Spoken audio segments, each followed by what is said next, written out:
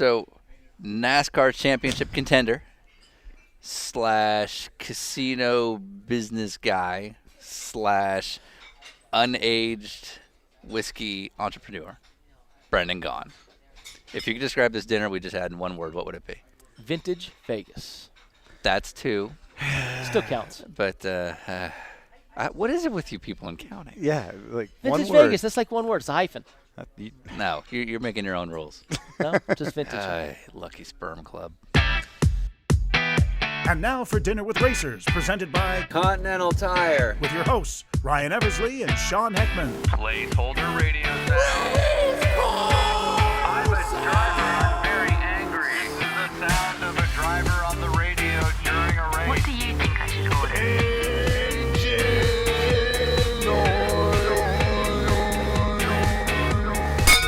Welcome to Dinner with Racers, Season 2. I am Sean Heckman, the adult. And I am co-host. Sean Heckman, the adult. You're not. I'm Ryan Eversley. Yeah! So we are currently driving to Los Angeles International Airport, LAX, to get Ryan the hell out of here. We have been on the road for 40 days, driving 12,000 miles across 29 states, all to bring you a free podcast that you've actually been very gracious over with social media, so you can't complain about that. But you still don't deserve it. You still don't deserve it, and I'm very excited about the comparisons to Season 1 and how it's just, like I kind of like the original a little bit better. It used to be like more hashtags. All right, our penultimate We did episode a Vegas swing. was a Vegas swing. Essentially. Ryan was at SEMA, and you were doing social media for Continental Tire. And so I came out with the Honda Odyssey with our Continental Tire, Cross Contacts LX20 tires, and met up with you for a couple days. And the final swing of our Las Vegas trip was to meet a Las Vegas local. That's right. Mr. Brendan Gaughan. BG, my man. Brendan is awesome. So he actually, I don't know, people know him now as a NASCAR guy, but he actually started in open wheel. Yeah, he did like the Barber Dodge school. Yeah, he ran Barber and Dodge things like that. and a lot of open wheel training grounds. Actually started his career with a lot of road racing guys that you know today. Andy Lally. Big off-road racing guy as well. You know, he was racing against the likes of Jimmy Johnson before they were NASCAR drivers, and his claim was that he beat Jimmy in three championships in a row or something, which Something like Jimmy that. replies like, yeah, but I got the cup thing going. So Yeah, you so know. there's But- that. 2011 Rolex 24 winner. That's right. Multi-time winner in the NASCAR Camping World Truck Series.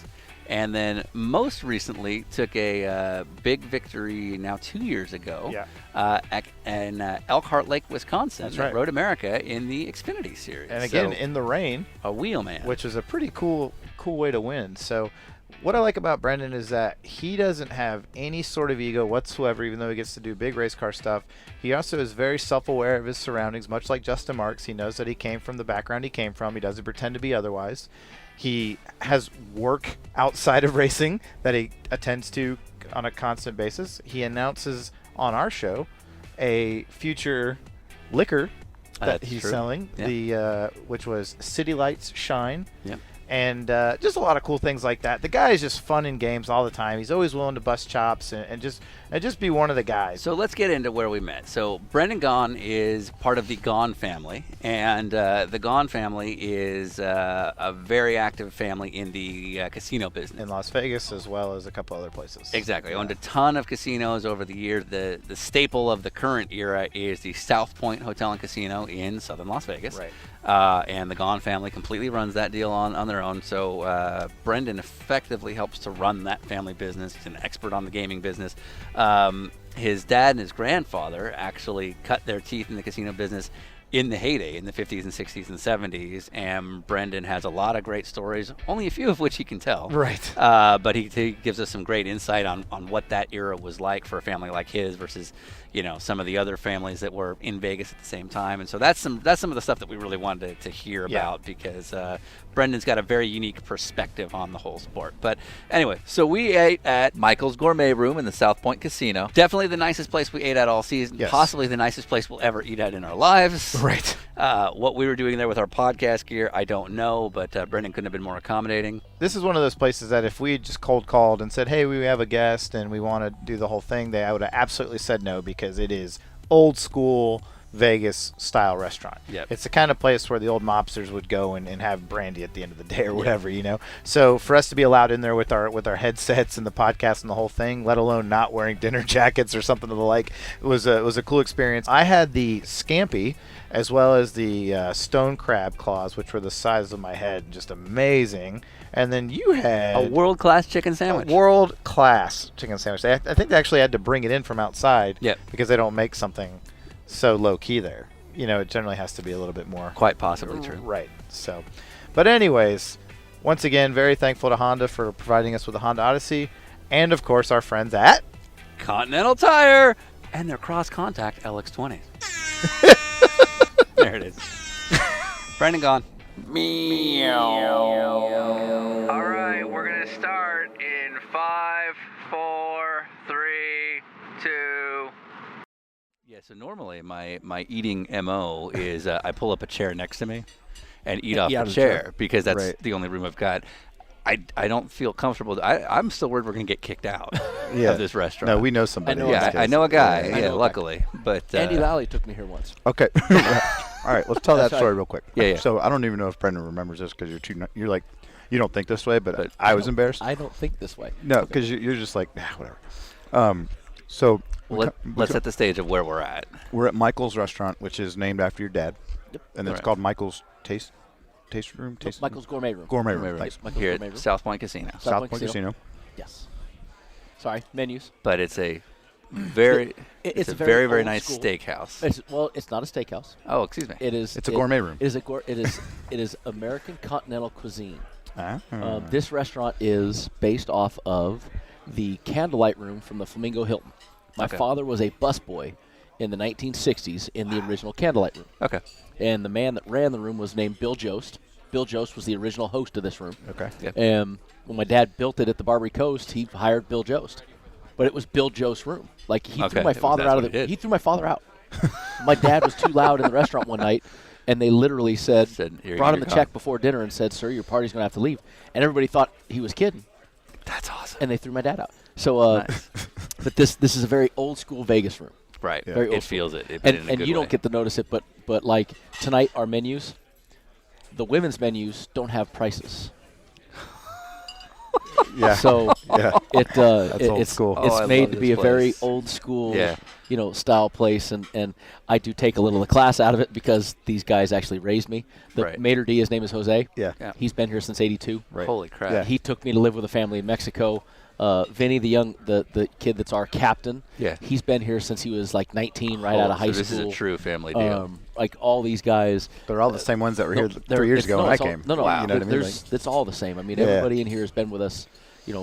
We have a couple guys in here that have been with us 35 years. I mean, Right. it's they brought me a bowl of quail eggs because they know what I'm you fat and I love quail eggs. All right, like pass, I already finished. pass me a Pass the quail egg. I don't sorry. even know what a quail egg tastes like. Quail egg. Heckman, you want quail eggs? I don't know that I've ever had a quail. No, you egg. gotta do I'm it just now. doing it. Yeah. There's What- fatty spread. This is the fatty spread I call it. Michael's fatty. Michael's fatty. Oh my Here. God! You just put that on I top put, of your box. yeah, I put the quail eggs on top of the recording stuff. So that sounds safe. There's your plate. There's a side plate. I Oh, got it. Let me set okay. up This is definitely the station. first I've seen this in Michael's, though. I got to tell you, it's pretty. We're the first podcast to record here? Yes, you. Look at that. Guess what? Dinner Boom. with Racers is the first The podcast first Michael's ever in podcast. and Yeah. I even went to my dad for permission. to Did you make sure really? it was Did you good. really? Yeah, because I was wondering Wow. about that. I'm like, Nope. I called Dad. He was even good if you had a camera. We were going to let you do a camera in the back room. Oh, man. wow. Well, Because of you. I told him who it was, and he Okay. immediately he said, "Oh God, it was me, right? Ryan Eversley." I had to. Yeah, Sorry, Sean. It was Sean. He's big Okay. in Hollywood. so so Andy, so we're here at Michael's. This I think it was the first time I came to see him. So it was 3 years ago, and you're based out here, and you're like, oh, we're going to go to this amazing, my family restaurant. It's gonna be awesome. And you love it. I'm like, okay, cool. We show up, and you've pre-warned the kitchen. Like, hey, one of my friends is coming as a vegan, so he's got certain dietary. and they do vegan stuff Yeah, yeah. anyway. But I give him. I made sure that night. Yeah. I wanted to make sure because Yeah. Andy's my boy. Right. I have a very good career average finish in the WeatherTech series. Right. Basically because of Andy Lally. So Don't give yourself. You're not giving yourself enough credit. But all right. So we come here, we sit down. It's an amazing meal. And also, it's like eating with the mayor. You're working the room. Everybody knows who you are. You know everybody. And I give you so much credit about this when I tell people this story about you, because you knew everybody that was coming by that night. Their names, what they do, how long they've been coming here, like their wives' names. And I was like, dude, Brendan's like got it locked in, because he's like, good to see you, sir, and like just couldn't have been. It was one of those scenes from a movie. You're like, how does he remember all this now, stuff? I would love to take credit for that, but here's the top secret trick you guys got. The maitre d'. Okay. Is your friend. He's the guy. Right. He keeps you like, some of them I Mr. don't Johnson's do know, over here. But he gives you the. Okay. He's the guy that walks up behind and gives you the whisper. Right. Okay. Right. Yeah. Fair enough. Jose, I got to give credit to Jose. Yeah. So, it's just us three. We you get. and Andy. Yeah. No, I thought didn't Tatum come? Oh, my wife came. Yeah, That's she right. came. Yeah, my wife came. So we're sitting there, and it's like, okay, menu, and you're like ordering for me. You're like, oh, I'm gonna hook you up. Like, we're doing all this stuff. I'm like, yeah, you go crazy. And he's like, Andy, we have a couple of things prepared. So the chef comes out, and he's like, yeah, here's what we'll have available, and for you, we've prepared this like really nice whatever it was. Vegan something. Yeah, and we're like, oh, great. And Andy's very polite as he should be, and guy goes back to cook the meal, and we're sitting there eating hors d'oeuvres or whatever, and finally his food shows up as well as ours, and he does this typical like. And I'm exploding. Right. I'm like, you just eat it. You just eat it. If that's a cow, you eat it. And he's like, can I talk to the chef? He said, "Can I talk to the chef?" Come on, I mean, no, I believe it. You're too nice. I believe every word You're too nice. This is exactly what happened. And so the guy comes out and he's like, "Yeah, so there's no dairy, there's no animal or anything." He's like, "No," and I'm literally just like my teeth are crunching inside my mouth. Understand. Most vegan places are like, this place is a very nice restaurant. Yes. It's one of the top 5 in the country. Yes. Absolutely. Yes. They brought him a baked potato. Right. That was the size of this the plate. Right. And they filled it with a cauliflower. Right. It was like a cream-based creamed thing. It looked like. Yeah, it looked like it would have it. Like it was milk and all sorts of stuff. And I mean, even I was sitting there going, Jesus Christ, there's no way that doesn't have milk in it. I believe the guy. And he looked down and he's like, he came back and he goes, no, that's just cauliflower. I told him what was in it. Yeah. And Andy goes, no. And he starts to, he took the first and he went, oh my God. Yeah. I'm like, you and eat then it. and then he threw the broccoli in. Yeah. He mixed everything. Like, he took this potato that was like this big and he threw everything they served him. Yeah, into one big. Into the broccoli. Right. And ate it. Like, I was like, all right. So that's our boy Andy. I literally was like, you just eat it. You just eat it. You were Being nervous very about that, generous right now. You were nervous about that. Yeah, I'm like, dude, don't embarrass us here. Whoa. It's me. You're talking about a restaurant that I came to twice in one night. Yeah. Fair enough. Because I had a 15-year-old date and a 30-year-old date when I was 18. That's right.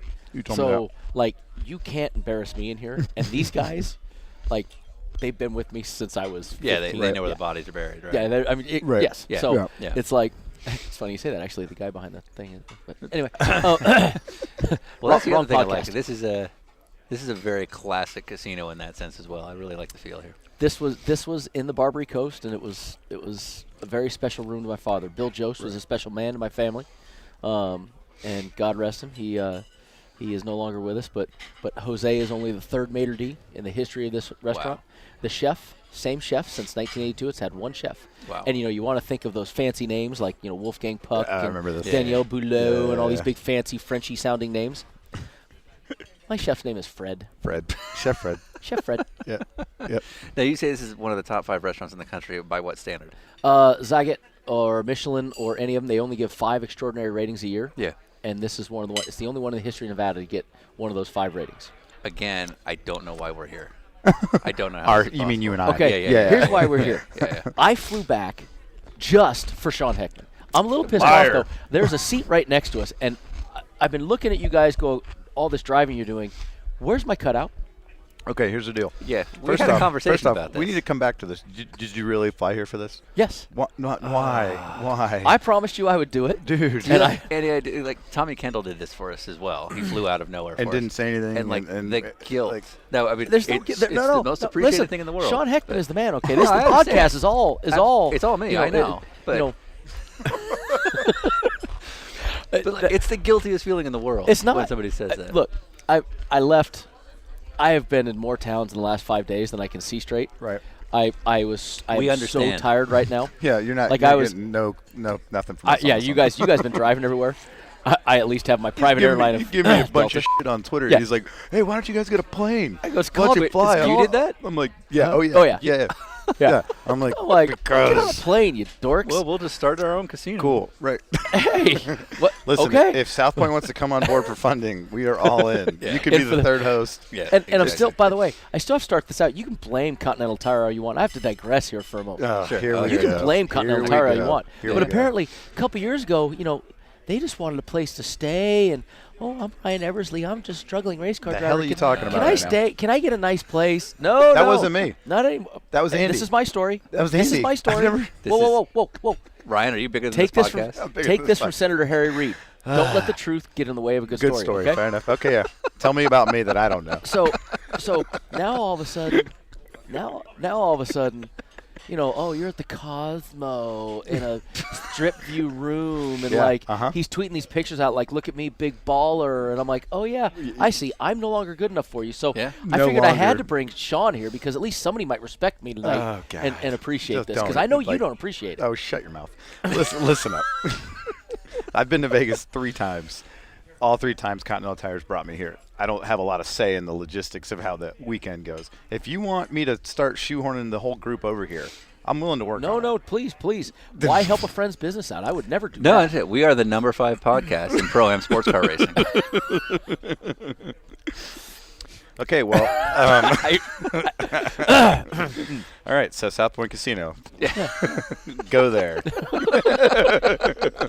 No, the reason I wanted to come here tonight because yes, I did come back. I had a couple other meetings today. Okay. But so I had to come home for other reasons. Yours was like this was my main excuse. But are you kidding me? I have 2 children. I don't get to come to Michael's. When was the last time I was at Michael's, Vinny? I'll say I haven't. Cut that Mr. crap out again. When was the last time I've been in to actually eat, Jose? A couple months ago. Yeah. So Okay. you're a great excuse. for Yeah, me you're to like, come yeah, I in. got to go to the podcast. I don't care if I happen to have our totally. headset on. Right. We have to do stuff. Right. And this is the famous Jose I was telling you about. Yeah. Hello again. Jose. Yeah. That's Vinny, Captain. Watching the amount of driving you guys have done, it's rather amazing. How you haven't gained 15 pounds just of road food. Oh, no, we have.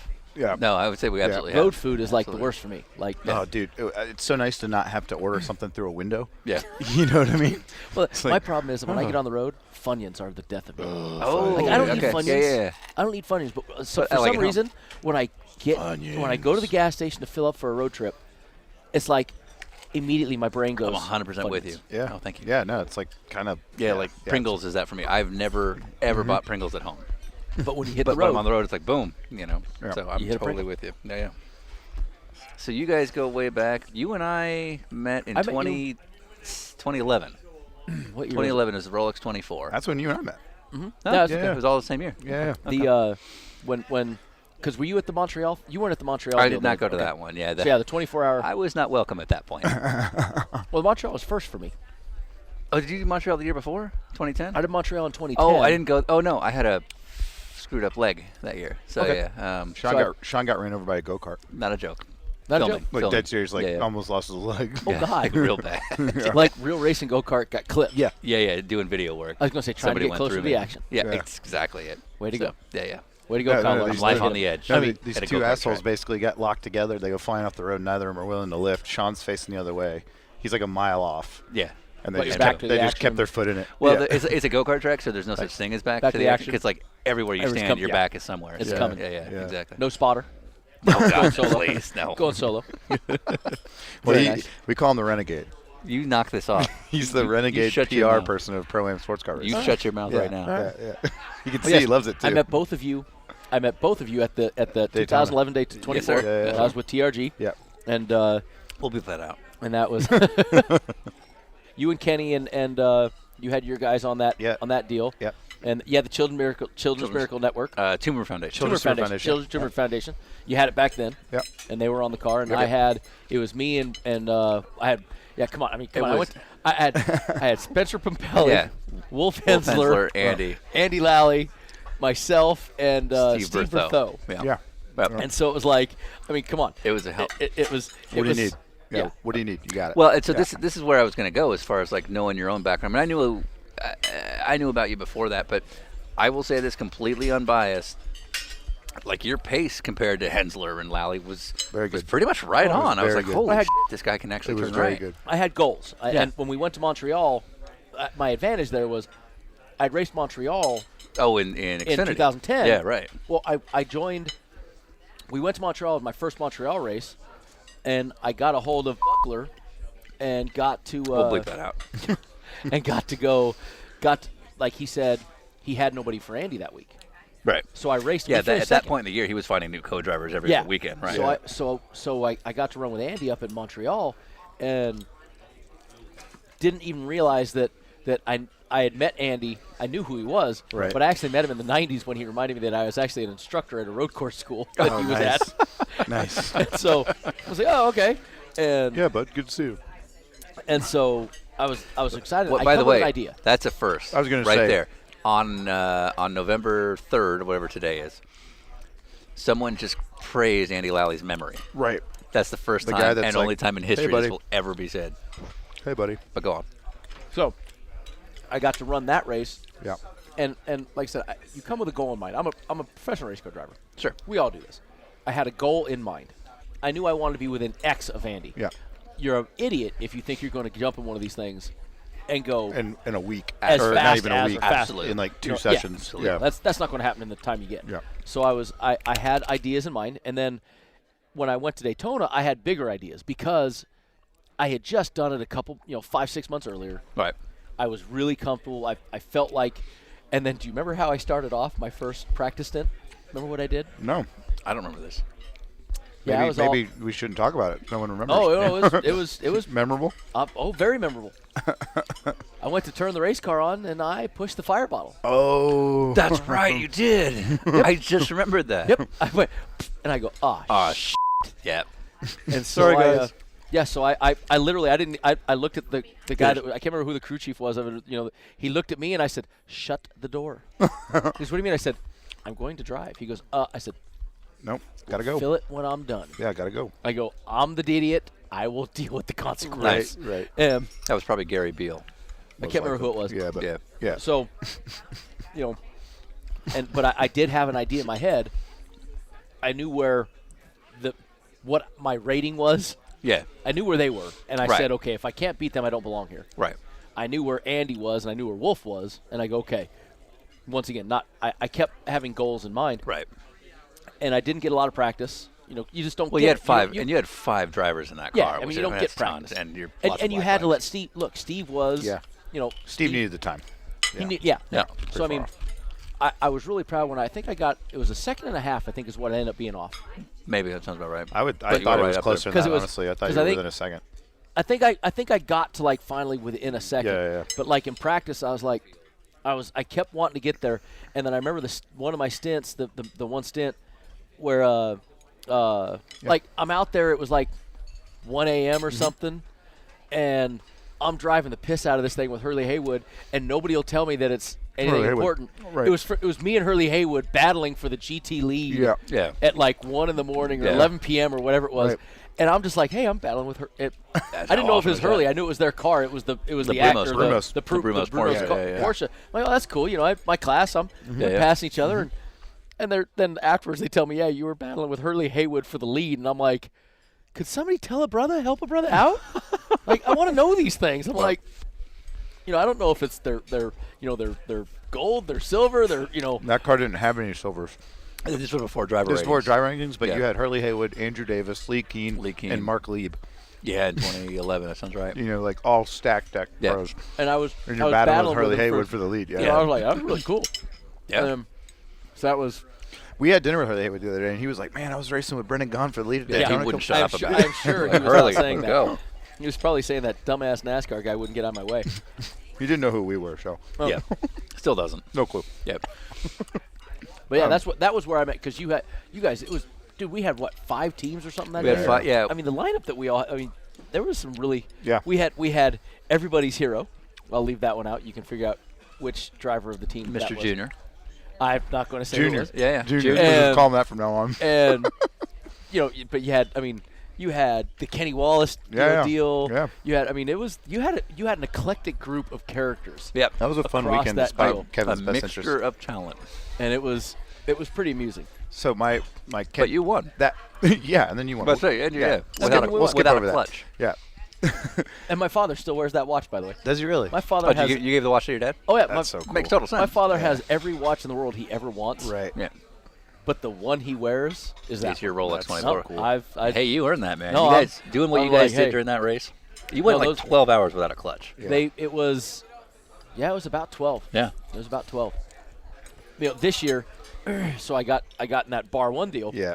And Johnny Molam, I had a great time with Johnny. I mean, I was he tried to help me a bunch. I mean, when I say I got zero practice, if you thought I got no practice time that year, This year is even worse. Well, you it's didn't good even do the because roar. Yeah. Well, Like you literally showed up on the race weekend. I showed up like I got called Tuesday and I walked in Thursday. It was like, Yeah. I mean, I was in an airport somewhere Right. when I called and Right. said, "Hey, is this a good deal?" And everybody's like, "Do it." Yeah. So I mean, I was like flying here to go there to get. Right. And then I mean, remember the storm hit in Charlotte, and Jay had to find the helmet. Like we had to flag down the UPS guy Right. Holy crap. to get the helmet so I Right. could get it. So he could wire it to, I mean, it was It was a whole chaos. production. I mean, Right. it was that last minute. It was Right. chaos. I get there and I never got a lap with data. I never got to overlay my data over somebody. Oh, really? Yeah, because every time I went out, a caution would happen, so I Oh, wouldn't get sure, a lap. you wouldn't get that clean and number. then like it didn't work one of the times I went out, so I never got to see it. Then when the race started, you can't download data. Right, exactly. So I'm really frustrated, and Ryan knows me at least. I was getting so frustrated Yeah. because I wasn't going the speed I wanted to go. Yeah, of course. I have my number in my I head, get that, right. and I wasn't hitting it. So I finally get my one long stint, and the stint goes. That's the. Remember I told you met him last time. Yeah. Okay. He's the boss. Gotcha. And so he, I mean, I finally get a little bit faster, and then but I never like got to what I wanted, and I was just furious. Sure. I was mad at myself. I was mad. So about a month, 3 weeks later, they send me the report. Okay. Like the Data report. Brian sent me a data report so I Yeah. could, and like I was 2 seconds off of Johnny. Right. 1.6 of it was in like 3, 4, 5, 6. Okay. Yeah, Like I just was completely blowing Yeah, the inner right. loop stuff. Right. And I'm like, God, if I had just known, I thought, right. I was working on trying to get through the bus stop better, and I was working on trying to hit turn, Yeah. No, I was losing it literally all Oh, in like the braking in area. one section, Yeah. and I had no clue. Right. So I was so bummed with myself because, like, man, if I would have just had one session where I could have had some Right. data, and Brian has asked me to come back, and I'm really hoping I end up doing it this year because I had so much fun in that open cockpit car, and I know you guys hate it, but No, I don't hate it. miss It's it. like some of us are men right here. No, stop Sean, it. I'm with you. Stop I'm it. with you. Others, Yeah, I'm here with the gun show. Yeah. Yeah, some of us hey, are Fat men. Kid Flex, just Garfield. Yeah. Johnny tells me, he goes, I really want to drive a NASCAR. Yeah. Like the whole By the way, weekend- you could have that conversation with every driver Yeah, in sports. understood. Like, We that's all not But him. he didn't say he wanted to race one. He just said he wanted to test one. He wanted to just Just to know what so it's he could- like to drive a cool. big Yeah, me too. 3,400 pound So- car. Yeah, me too. So I said, okay. He says, what's the difference? Okay. I said, I had to think of a track that I knew that he had probably been on that we race on. So I said, Yeah. Road America. He goes, yeah. I go, okay. What's your favorite car at Road America? He goes, oh, my P3 car. Okay. And Interesting. P2 car probably. P2 car. Yeah. But that's the real, like it's like Yeah. High P2. downforce. Yeah, high yeah, downforce. yeah, The yeah. brakes as big as the tire. Yeah. So I tell him, I go, okay, turn 1 at Road America. Where do you hit the brakes to go? He goes, oh, my P2 car, I can get like 25 feet past the 100 marker. Yeah. And then you shut it down, grab it, turn. I go, Right. what's the top speed at that point? He goes, oh, we're close to 180. Yeah. I mean, I'm like, okay. So you get 180, you get to the 100 marker. He goes, past. I go, past the 100 marker. right. You shut it down. You make the turn. You do your flipping down, shifting. And he goes, yeah. I said, okay. I said, now, as you're driving down the front straightaway. He goes, yeah. I said, you know where the end of pit wall is on your right? He goes, yeah. I said, there's a road, like an access road. Yeah. There's the 500 marker. And about 50 to 75 feet before that, there's an access road. Yeah. He goes, yeah. I said, me and about 2 people can get to the access road. Right. He goes, what? I said, so I get to the access road. I use about 800 pounds of brake pressure. I get it from 4th to 3rd to 2nd, and I still just barely make it. You're right. Turn It's like, one. oh God. And he's like, "Are you serious?" Like, yeah. Yeah. He goes, maybe I don't want to drive a NASCAR. Right. I'm like, That's just part of the saying. fun of it. Yeah. It's you're basically it's not like what you got here. An interesting thing that Lally and I figured this out a couple years ago when they used to run the Grand Am race with you guys at Watkins Glen. Mm-hmm. The GT3 Cup car like that you won the 24-hour in at Daytona, and the Sprint Cup cars would do the exact same lap time around that Watkins Glen track. Really? But the difference is They were using the boot and we weren't. No. Oh, okay. This was short course. Gotcha. But you guys would blow past on straight line speed, like massively. But then on brakes and cornering, the Porsche would make it all back up. And so Lally and I were looking at like lap time versus lap time, and it's like, man, the data on this is so skewed. Yeah. It'd be hilarious It to watch him do the laps at the same time. actually Yeah, Yeah. exactly. It'd be a hell of a battle during the race. Right. But it would be like insane trying to do it. You're a good person to ask this. I'm constantly trying to convince sporty car fans that NASCARs are cool. Explain how crazy a stock car is in terms of like the acceleration, the power. Well, see, if you're road course or just overall? In general. In general. Yeah. So the biggest difference is what you got. The deal with so when you hit a road course, when you drive a road course in a sports car, and you know that you want to brake at the 300, you want to apex here, your hands. Yeah. It's a very rote memory, and if you miss little bits here or there, you make adjustments, but you're trying to hit the same places and be as smooth as you can. Right. You know, but you move. You know, one lap you got somebody there, you try to get to the 2, you try to get to the 3. Yeah. It's a moving target. In open wheel racing, everything is so it's inches. Yeah. So when you're going to Iowa Speedway, how often are you in a brake zone 2 feet off of a guy's bumper? Right. Not often. Not often. Yeah. You're either trying to outbrake him, or he's pulling away, or you're right. just, Yeah. In our world, we spend the entire day Yeah. 2 inches Right. Yeah. off the guy's bumper. So Right. it's such a minute deal that when you go in, if I push you on the way in, I can almost wreck you. Yeah. Right. Yeah. You know, in your deal, if somebody hits you going into a braking zone, Yeah, we're done. you're screaming, you're Yeah. yelling, Yeah. and you wreck the guy. Right. You know, and they get all pissed off about it. You do it in my deal, you push me, I go, you Yeah. son of a. Yeah. Right. You know, Whatever. and yeah. you catch it and you lean back you on just him keep in the next going. corner and You you just keep keep digging. going, yeah. So it's the deal of the finesse that it takes to do your stuff is finesse on that down. You know, I miss the days. I got made fun of when I did the Montreal race. I was actually double clutch heel and toe downshifting. Even on a sequential In a box. sequential Yes. gearbox. Yeah. Yeah. Right. And I go, this isn't working really well. And Andy goes, are you? I said, yeah. He goes, yeah. No, don't do that. No, Yeah, that, yeah. that was really embarrassing, by the way. So but that's how old I was with that stuff. But Right. the finesse that it still takes to even get a sequential box to hit and to do the deals and do it right and well. Yeah. Right. It's an art. Right. But it's a different art than what we do, which is trying to do that with an inch off of your bumper in the Yeah. front, an inch off of the right side with you right here, Right. running the outside line with the wall, pinning a guy to keep him down, Yeah. Right. and the trust factor that goes into ours, Right. where your Yeah. deal, you don't have to trust the guy that's trying to outbrake you. I might go a whole race without going side by side through a Right. corner. Yes. You know, I'll pass somebody into Yes. the corner and then it's done. And it's so my deal, you have to trust that when I'm on the outside and I'm trying to pin somebody down and keep them down there, Yeah. you know, how good or bad is that guy? Right. Right. Is it a guy you want to do that to? You have to know who you're racing. Yeah. So they're both an art, but one is impressionism and one is neoconservative or whatever the heck they call them. Yeah. You know, they're both art forms, Right. and they both take certain things. That's why some guys don't transfer well. Mm-hmm. That's why you look at some of the best IndyCar drivers in the world that have come to NASCAR and not done well. Right. But they go back to IndyCar and they're phenomenal. Right. And you look at some stock car guys that go and don't do well in Indy, Right. Or sports cars. or sports car. Yeah. So it's an art that not everybody can alter. Some guys have the ability to go Right. all over. Right. The Robbie Gordons. Yeah. The Kurt Busch. I mean, Yeah. what he did in Yeah, that Indy IndyCar was was awesome. unbelievable. Awesome. So I mean, some drivers have the ability to go Yeah. and do it. Some don't. I grew up desert racing. Right. I grew up rear engine, Formula Fords, Formula 2000s, Formula Right. Dodges, Formula Formula V's. Yeah. Those things where I did all these different styles, and that's why I love when I retire from NASCAR. I can't wait. You know why?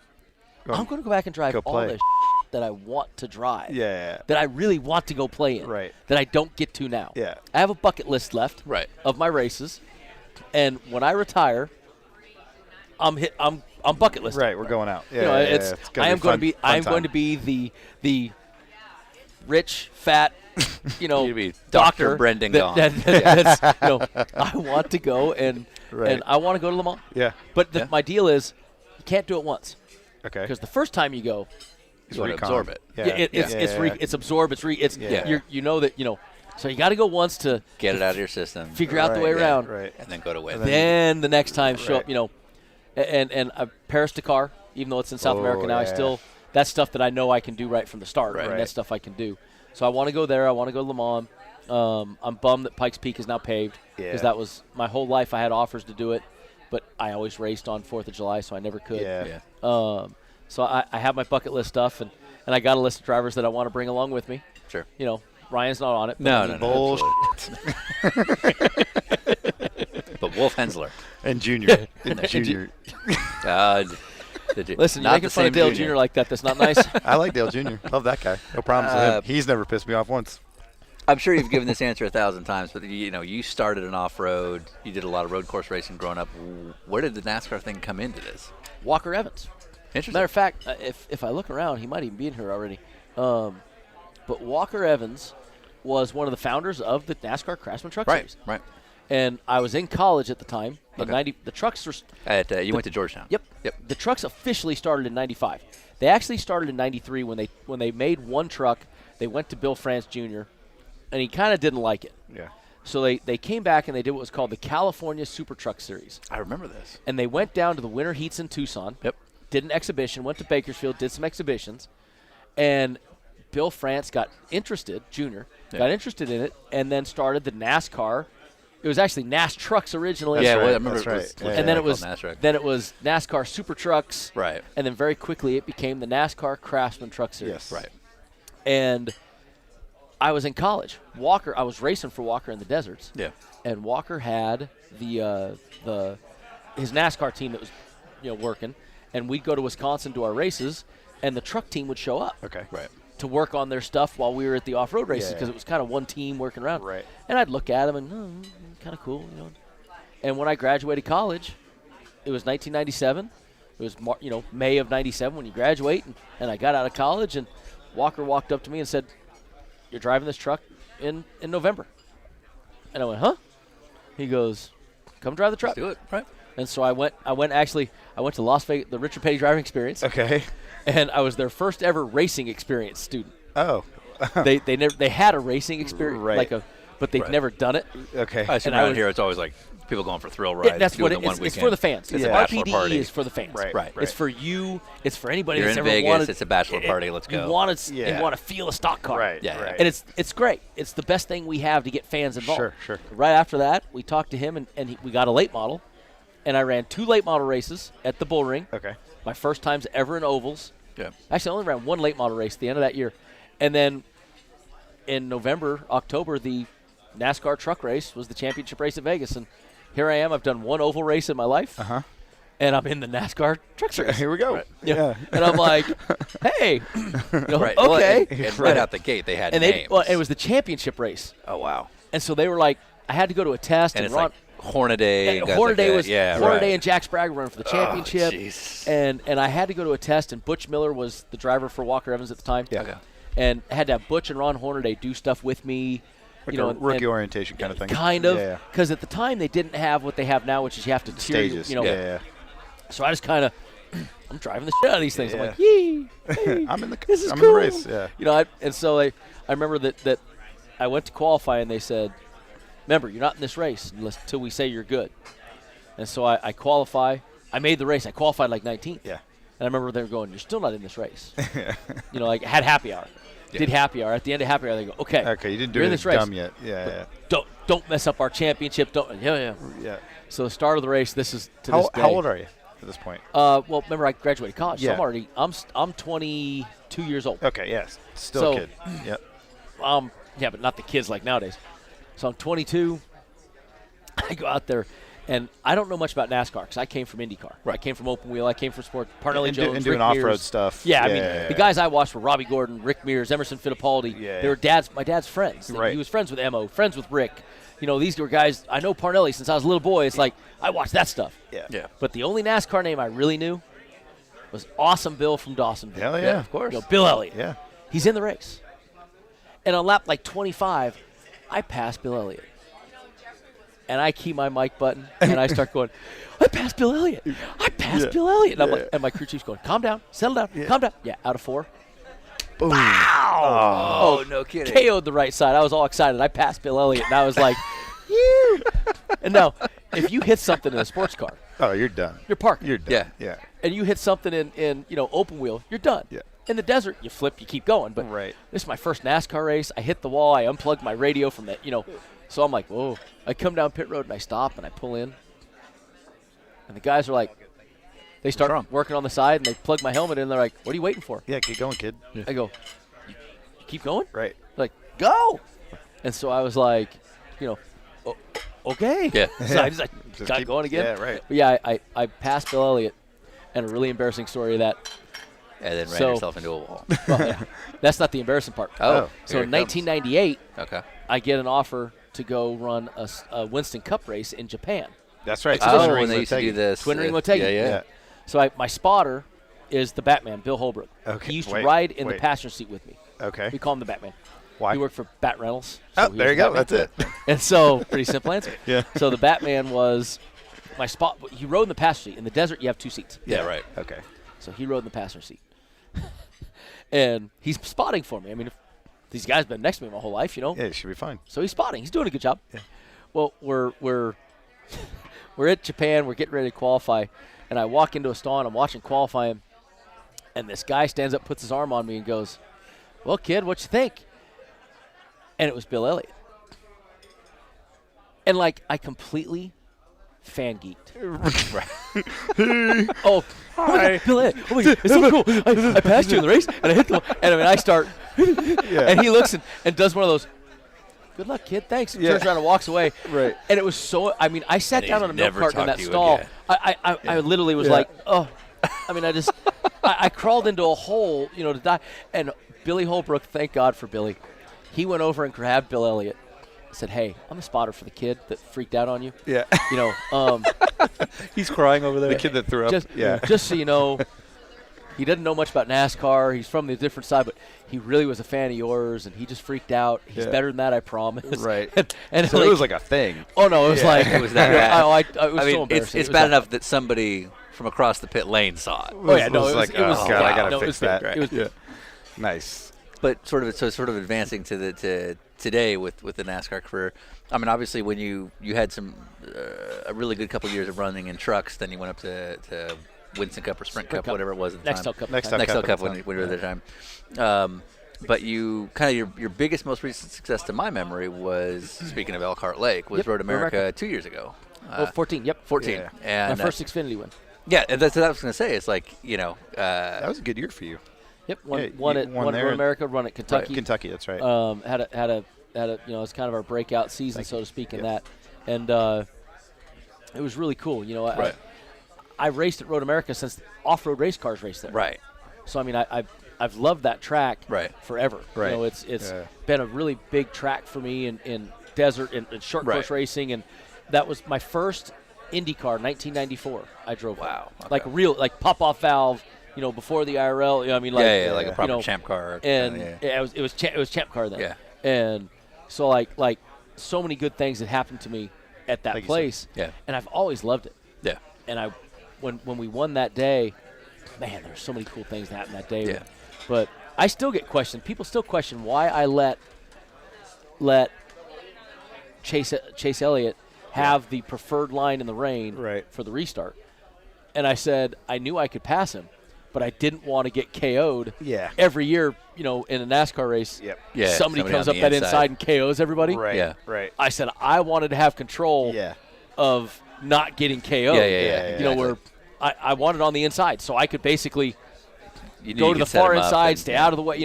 Right. I felt like I could beat him still. Right. And So it was cool. That was a special win, man. That was. That's Well, I was a big going to deal. say, it's like, I mean, Big you've deal. been in the sport and in the scene for a long time. Did that? It'd been 10 years since I had. Well, that's what I was going to say. It's like, Wow. Yeah. I don't want to say the word validate because to me you're past that point. But was there any sort of validation in that? See, I quit worrying about validation. Sure. Yeah, my career got off track. Yeah. I definitely did not do what I thought I was going to do in NASCAR. Right. My career did not go the path I expected. And for those who aren't big NASCAR fans, I mean, you, in my opinion, in the Truck Series years ago, you were really good. No, and we made it to the top like of the mountain, and we were the team, and we were Like everything. 6 wins in one season. Or No, something, yeah, no, right? we were killing it. And then I went to Penske. Yeah, let's say then you advanced this yeah. Penske satellite Sprint Cup team. It was like it was Roger's first. It was Penske Jasper. Yeah, but Right. it was his first foray Well- into NASCAR, right? No. It wasn't? No, this was had Rusty He had forever. Rusty Wallace. This was and all 04. that. God, yeah, that's No, right. this was Yeah, but- 04. I mean, this was. Yeah, This sorry. was. It was. I mean, not to get into the. Yeah, I mean, it's for another day. It was definitely an interesting situation. right. And I got there, and it didn't work out the way. Yeah, because this was 04. 04. Yeah. It didn't work Right, out the way I right. wanted, but I still. One thing I can always say is I'm proud of is no matter what I do, whether I open my mouth and get myself in trouble or Not with us. do it right, I do it my way. Yeah. I am who I am. You know, that is me. That is who I'm going to be. Right. And I'm not going to change it. Right. I don't care who you are. Right. I come from a very strong-willed father and John Thompson, a very strong-willed man, and Yeah. you know my Uncle John, who was very special to me. They all had one thing in common: be yourself. Yep. Don't hide it. Don't fake it. Don't be yourself. So I was myself, and I will not discount it. Right. But my career definitely did not go like I 'cause wanted. That So program didn't work out it the way didn't everybody was validate my deal, but it sure felt good again to know that, you know, man, still not do only it. did I do it, but Chase Elliott is who now is, you know, everybody he's the knows. man. He's the deal, and some of the road race, you know, road course guys that were in that day, Yeah. you know, some of the deal. It was like, I mean, Alex Tagliani ran out of gas, Yeah. but he was not going. Yeah. He would have beat me in one more lap, but before he ran out of gas, he wasn't going to beat me. Yeah. Like, people don't remember. I came from 25 seconds Yeah. and was 2 seconds behind him Right. when Yeah. the caution came out. Yeah. Like, You were I coming. was the fastest You were thing on coming. the track. Yeah, Yeah. you were You know, coming. and it was so cool because my first road course ever in the rain, 1993 Road America. So you're in the chase for Xfinity. By the time this Sean, comes out, Did yes. you know I'm in the chase? I do now. I didn't do my I'm research. throwing coming fade in. on his game. I might as well at least throw some that way, too. Yeah. Shit on Sean, damn it. What the hell's going on here? For the So, folks at home, Sean walked in and said, hey, you racing this weekend? How's your season? Texas. Yeah. I'm trying to win In a my championship. head, you weren't full season. I don't know why. Jesus. Yeah. In You my didn't head, think he you was weren't. a full-time guy? No, just this year. For some reason, I thought you weren't running the full season. Wow. In my head, Who- yeah. He Yeah, buried yeah. himself on that one. I didn't buried bring that myself. one up. No. But if you're gonna call me out, I'm gonna own up to it. Right. I was like, "Are you gonna run at Texas?" I knew you were running this year. I didn't realize you were running the whole year. Starting parking Xfinity for Richard Childress Racing. And then you're like, "Yeah, I'm in the chase. I'm in the next round." Yeah, asshole." I'm fighting for the championship, Yeah. dickhead. So yeah, those are his exact words. Yeah, that's exactly Yeah, what he said. Harry Reid understood. That was awesome. So, So your name's Brendan Gaughan, yeah, and you race NASCAR. All right. Yes. going to Texas, chase round. By the time this comes out, the season will probably be over. Yeah. So how'd you do? 2016 Xfinity Series champion. Oh, There you go. there it is. Bam. There it is. Okay. Right now. on. Right on. Like the Cubbies, chipping a chair. Doesn't matter how many you're down. I read a thing today that said there was talk that this might be your last season in NASCAR, and then you've obviously confirmed you'll be back next year, 2017. In all honesty, the talk happened because my dad has diarrhea of the mouth. Okay. My grandfather, before he passed away, used to say that telling my father a secret was like telling the Las Vegas Sun. Okay. So it wasn't a secret, but my dad had a reporter at what they call the power lunch. Every day, my dad and all the main players in town have lunch in the coffee shop here at South Point. Every day? Wow. All the players in like the casino circuit. Uh-huh. Oh no. And That's badass. so I am terrified to see what that looks like. So this reporter asked if he could come, so they said okay. Well, they all to ask about the racing stuff because they're all. And my dad says, "Yeah, he's retiring this year," and the reporter's like, "My dad and I every year, just so you know, every year we talk about retiring since we sold our team." some years I want to, some years he wants to, some years we both, but we've never both at the same time said yes. Right. So after 2014, I was like, we're good. Dropped the mic. Yeah. Won some races, gave the validation, if you want to call it that. I felt good. I was happy. Life was good. I had kids. Yeah. You're good. Right. And my dad's like, no, we're winning. We're back in. So, okay, we didn't retire. So end of 15 didn't go as well as 14 did. Right. So Dad goes, let's retire. I go, whoa, chase format. And like, no. And so he goes, okay. So start of the year, he gives this comment. A reporter hears it. Reporter does what he's supposed to do, which is report on it. Yeah. So it's been then near the middle of the end of the year, Dad and I talked, and I was pretty happy saying, you know what, let's go for this championship. And I was content. Right. If somebody wanted to keep sponsoring me, I probably might stay. But it was like, I'm pretty happy. I want to go do the things I want to do. I got the kids. I've accomplished a lot in my life. Then I had this dumbass idea to start a new company, and that's why I asked when it was going to air. Okay. I now am a liquor manufacturer. Oh, nice, dude. So all right. What are we selling? Unaged whiskey, I love whiskey. Look at this guy. AKA moonshine. Yeah. Called unaged whiskey. What's it called? Give it. The name of the name of the liquor Yeah. is going to be City Lights Shine. Okay. Nice. We will actually have some here at the South Point for the City rodeo. Lights Shine. Okay. But we're still going through the federal licensing process. Do you need a podcast to represent City Light Shine? Can we make? We're giving out discounted sponsorships. We need to be we need the official. the drink, official moonshine. the of Dinner official with Racers. drink of Unaged Dinner with whiskey. Racers. The official unaged whiskey The official unaged whiskey of Dinner with Racers. Yeah. We'll give that out to you. Yeah. What? We'll make that happen. Right We know now, the guys. right now, our revenues are 0. there. You go. So, if the sponsorship dollar matches the revenue dollar, Right. I'm in. Dude, Fair that's so enough. cool. Okay. So what kind of got you going that direction? So- Yes, thank you very much. As many know, NASCAR is known for its roots. Oh yeah, absolutely. Yeah. Well, there's an individual that worked for NASCAR for like 25 years, who's a family friend also, has become a friend. And I've had every famous guy's moonshine. Okay. Popcorn Sutton, Yeah. Tim Smith, they all give it to all Australia. Oh, hey. Right And before the race. Just, take the. but I mean, and you take a sip and you say, "Oh man, thank you, man, this is great." Yeah. And everybody's stuff. Now it's a famous guy's moonshine. I come back to Vegas and I go, "Hey, Ryan Eversley, Right. this is real Popcorn Sutton stuff, man. It's cool to give it out." Yeah. Yeah. Right. Because I didn't like it. Okay. There's one guy's stuff that when I did drink, I drank. Yeah. I quit drinking many years ago, but when I did drink, I drank this guy's stuff. Well, my father really liked this guy's stuff. Okay. And a couple years ago, he was kind of talking about, what he would love to do one day. And so my dad looked at me and said, "Hey, check this out." So I ran some numbers. I mean, I'm a businessman. That's what I do anyway. You have a degree in business management. I have about 3-4 other businesses that I run anyway Yeah. in town. And so I was like, I started to look it up, and the business can make some money. Yeah. It's not a – my family is famous for a statement that we do what we know. Sure. So we're sitting at Michael's restaurant right now. Yeah. If you asked my dad or me to say, "Hey, would you partner in a restaurant with us?" We'd say, "Hell no, we don't run restaurants." Yeah. Well, you're sitting in a restaurant. No, we run casinos. Right. They have restaurants. Yeah. We don't do restaurants. Right. Right. So we do what we know. We do what we're good at. Right. And we're very good at what we do. Yeah. So don't know anything about the liquor business. I'm like, what the, huh? Yeah. Do it. So I'm trying to stay away from it. Then Yeah. running numbers and the way, people say, why do businesses fail? In my opinion, businesses fail because of either A, bad business plans. Okay. They don't do a good business plan. They do one that, yes, please. They don't run the numbers properly and they make it, or the business plan says you're not going to make a lot of money, but you still do it anyway. Yeah. Right. You just don't believe the business plan. Right. So it's like we looked at the business plan and I ran the numbers a couple times and I go, It's making sense. it could be a decent business. Right. So Thank you. the gentleman from NASCAR left NASCAR.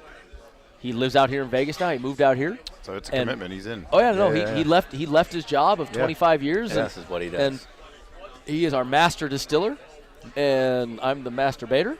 And Nothing's changed? No. Yeah. And we have a distillery just up the road. We are the first one ever in Las Vegas. We are the first craft distiller in the history of Las Vegas. Very cool, man. And we are currently building the company. Okay. But we federal licensing takes forever. Sure. Let's say, what's the sort of like the 5-year distribution plan here? Well, we had a distribution plan that we wanted to hit 7,500 cases the first year. All like in Nevada or to sell online? We're going to be nationwide. Can't sell online, but we're going to try. Yeah. We're going to try to hit Vegas hard because of who we are. Well, of course, this is the market right? Use us, and you've got a lot of people coming in and out of the city, so easy way to. So we have the South Point. I mean, I have this at my disposal. Absolutely. We have other casinos that our friends own that run that we can, kind of have an advantage of, so to speak.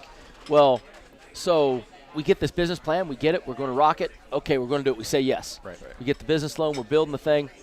Well, our distributor is Southern Glazer, and Southern's the country's largest, and they're very good friends. And they go, well, put it on the race car. We can run a pass-through program, and every race you go to, we'll find Ryan's Liquors in Dallas, Texas. Yeah. We'll put them on the race car. They're going to buy 500 cases. Right, B2B. And I go, 500 cases? I was thinking like 20. He's like, no, they're going to buy 500 cases. They're going to get on the race car. And he goes, everybody wins, right? And he goes, how many races can I do that? I said, well, I can do it every race, but I mean, just depends on. And he's like, so 30 times a year, 500 cases. And I go, shoes had to come off, and I start counting, fingers and toes, and I'm like, holy shit, pay for my projected numbers could be a little off. Right. So I'm like, wow.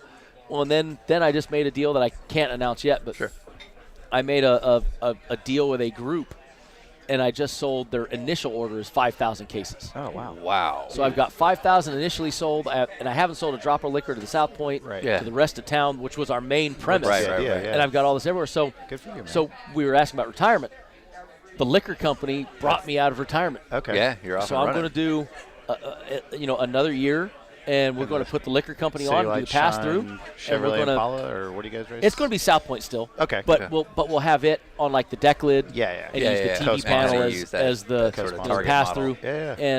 And basically I can poach off of, our sponsorship because it's ours, and it's going to be basically flavored, unaged whiskeys. Okay. We'll have a straight.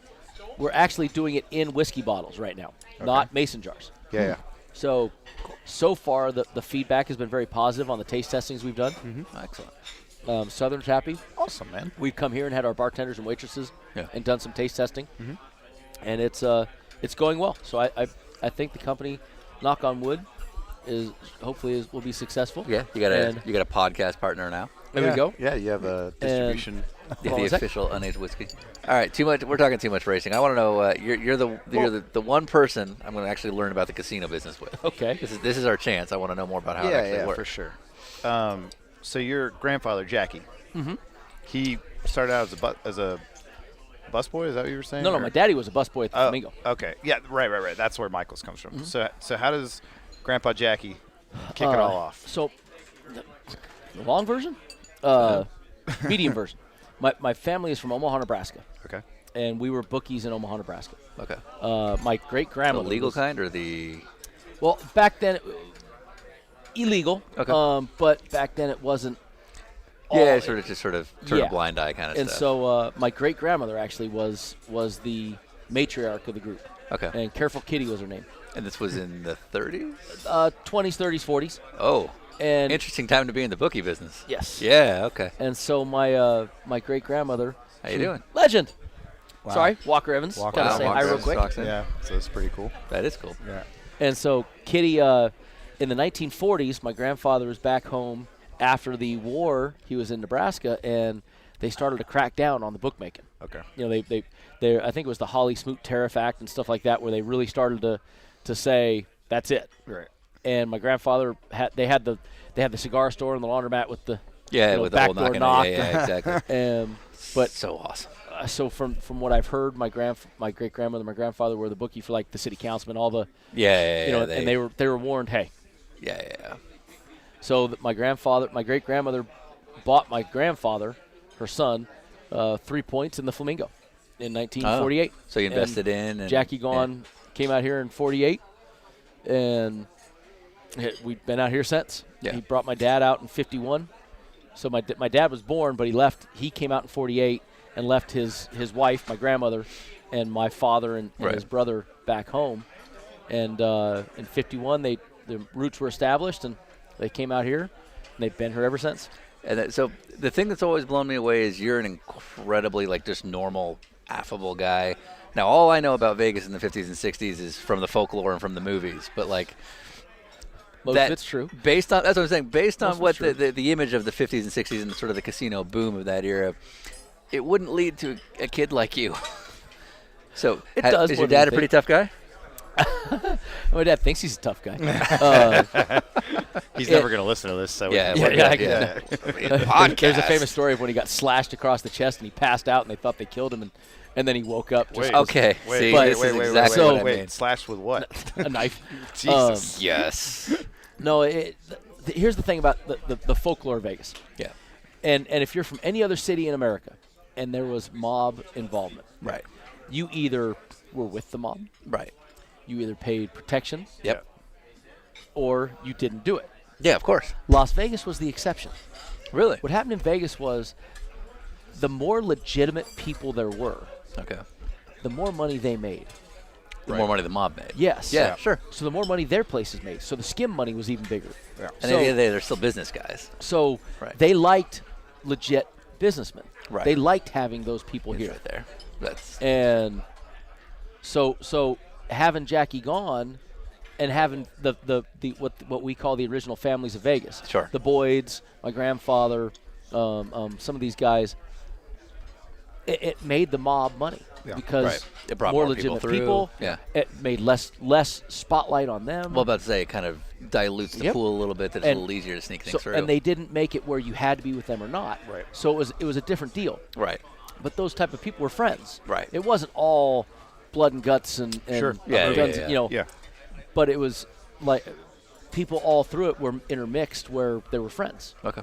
And so Jackie Gaughan danced a very fine line. Yeah. For a number of for all those times because I assume the sort of peaceful coexistence had to be a very careful. game. Look, you still weren't wanting to piss anybody off. Yeah. You still didn't want to, really screw, screw things there's up. Literal territories you have to be careful of. But at the same time, people nowadays get all freaked out when you say, if somebody was this or somebody was that.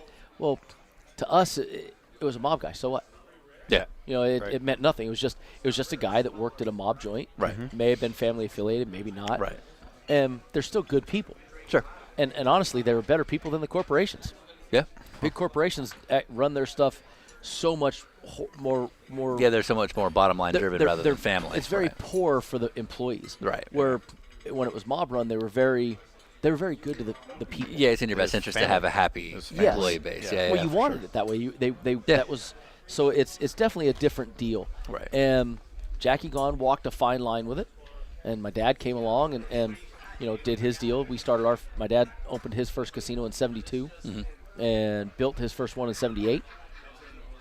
And so it was, he's been around through all of it, and we were here with it and in the middle of it and around it. And to this day, there's still people left from that era, but there's very few. I don't know if you can name names, but who's the coolest folklore guy you've met? Like you were post Bugsy Siegel, but you actually seen him tonight. Wait, what? To me, the coolest man. Walker Evans. No, the coolest of that type of guy. Yeah. He walked by 30 minutes ago. Okay. He is still one of my favorite human beings in life, and I never knew the stuff about him until later in life, and he's just a family friend. People like to talk about the movie Casino. That's the one thing everybody likes to talk about. Yeah, of course. Yes, knew most of those guys. Okay. Me, De Niro, not as much. Pesci. Sure. Yeah. Well, you were probably so young, and you came in at an era where that was kind of starting to phase out. It was phasing out. Yeah, right. But so Joe Pesci's character. Yep. In real life, he was Tony the Ant Spilatro. Yeah. So my dad one day is at the Las Vegas Country Club, and the country club had a poker room hidden in the back. And the bathroom had two doors, one from the back room, one from the main room. And my dad was at the bathroom, and the Ant was a bad dude in town. Yeah. And my dad was going to the restroom, and Tony walks in and comes from the back room, goes to the urinal next to him. You know, two guys in the urinal, and he goes, "Hey, Mike, how you doing?" Dad looks, goes, "Tony?" You know, nods his head, turns around, walks out, Mutual paid the respect. check. We didn't go back to the Las Vegas Country Club for 15 years. Wow. Wow. He's like, you know, he wants nothing to do with he it. wanted nothing to do with it. So back to that fine line. You know who you can play with and who you can't. Yeah. But polite, you know, didn't. Yeah, don't upset the apple cart. But, But then there's guys that he loved that were in that family. Right. You know, But some know guys who that- you can be friendly with and who you can't. Yeah. Right. You know, it's a. You had my dad and grandpa had a definitely a different world to walk around. Yeah. Right. And they knew how to do it. And they did it well. And Right. you know, so in the movie Casino, many things were real in that. Like there were things that really did happen. How you used to be able to tell a guy that had cheated the casino, you could always tell the guy that was really stupid that he cheated him more than once. Yeah. Because the guy that Makes cheated sense. him once and learned Knew better. walked around like this. Right. Yeah, The missed guy a that, finger or the something. guy that cheated him twice walked around like this. Yeah. You know, I mean, it was. This doesn't play so well on audio. Oh, Yeah, he's holding up He's folding his fingers in as to indicate one finger. finger too many. damage. Yes. finger damage. Finger damage. Finger removal. Those finger damage, guys. So we do a pass-along question on the show, which is kind of relevant to what we're talking about. So A pass along. a Pass-along. question. The first question that Ricky, what'd you call him? Ricky what? Stenhouse. Stenhouse Jr.? Yeah, okay. Oh. I don't remember that. Okay. That's how we're going to go. Yeah, we're going to be censored now. All right. He's never going to listen to this. First question was, you wear a Georgetown jersey under your suit? Every week. Is it the same one every time? I have two of them. Okay. Two of them left. Used to be four of them. Now I'm down Right. to two. You wash it? Yes. Okay. Yes, they are. What? Can you imagine if I didn't? Yeah, I was like, I would have Well, noticed yeah, this. yeah. How nasty would Yeah, that be after? right, Ugh. right. The next question was, because one of your businesses is the slot machines At the airport. in the airport. So the question was, and it's totally inappropriate, how much you making on those slot machines? Hey, Gaughan. Yeah. Tell me about that casino money. Yeah. So Sufficient? Can pay for an the slot Xfinity, machines right? at the airport, we actually give 80% to the county. Oh, okay. That is our That's rent. that's Right. the tax. But another famous Michael Gaughanism: pigs get fat, hogs get slaughtered. We've had those slot machines since 1984. Okay. Yeah, The contract was originally for 5 years. gotcha. Is 84 plus 5 2017? No, Yep. no. So I like that. we Pigs get fat. You're doing hogs just get fine. slaughtered. we've had them a long time because it's if the world ended tomorrow, racing ended, and all these things happened, we could do well with just the slot machines. Yeah, Right. Copy. copy. So then it kind of turned into just a discussion about the movie Casino. And so the question was, have you ever been in the back room when someone got caught cheating and had to be taught a lesson? By the time I got old enough, that was no longer a thing. That ended in the early 80s, late 70s. So that sort of thing does not happen anymore. Yeah. Well, but people can still. Now what we do is if we catch somebody cheating, we actually allow them to keep cheating for a little bit Okay. because we want to catch everybody. So let them Very kind of rarely wrap is themselves there out is by there watching. one Yeah. person. Okay. There's a lookout. There's a guy somewhere Yes. else. And So so you, the more you- time. you let them yeah, cheat for let a it while and you get fester. everything set up, and then all you do, you arrest them at the table, make a scene out of it, take them downstairs. Beat the shit out of We them. actually have like a jail cell, Oh, cool. Can see it? just a hold, just Yeah. a holding place, we see it? and the police, come, Uh-huh. and then but we don't walk them out the back door. You take them out the front? You walk them right out the front door so everybody sees it. Yeah. And that way, if anybody's thinking about Send cheating, them Now they message. know better. well, Yeah. it takes about 5 minutes, then everybody, still tries. Yeah. All right, so our next guest will be Alex Gurney, son of Dan Gurney, Dan Gurney. And very accomplished road racer himself. Also pretty much handles the day-to-day Of American- Gurney's business now. Yeah. Does he know? Yeah, Yeah. that's kind of his full-time job now is running kind of AARs. Yeah. They're Oh, not just a that's race team. awesome. They've got a lot of projects going on. Yeah. Any question you would want to ask Alex Gurney? Yeah.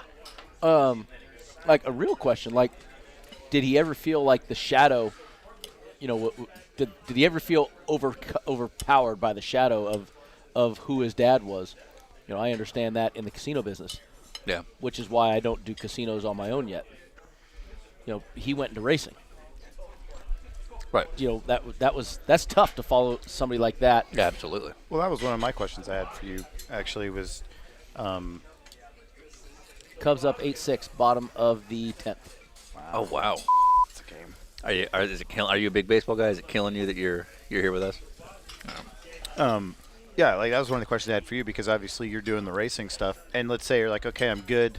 I'm not going to do the NASCAR stuff anymore. That's going to free up a lot of your time. Are you going to then start to move into the family, like taking over more responsibility? But will you go into more responsibility? Yes. You know. Yes. And is that what you see? I'm very fortunate. I love this business. Yeah. My grandfather, he passed away at 93 years old, and at 93 years old, he still lived at the top of the El Cortez. He had dementia, so it wasn't like he was very functioning at that level anymore. But he could go downstairs and play cards and hay and hoe with people. Yeah. But Jackie Gaughan loved the business all the way through his whole life.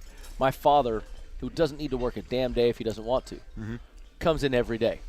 We joke and say he just wants to get away from mom during the day. But he loves this business. He still works a window in the sports book on Sundays because he loves. He's just a teller at a window. Yeah. That's awesome. No, I do can it hang with your every dad. Super Bowl. I do it. Okay. I work a window every Super And people Bowl have Sunday. no clue.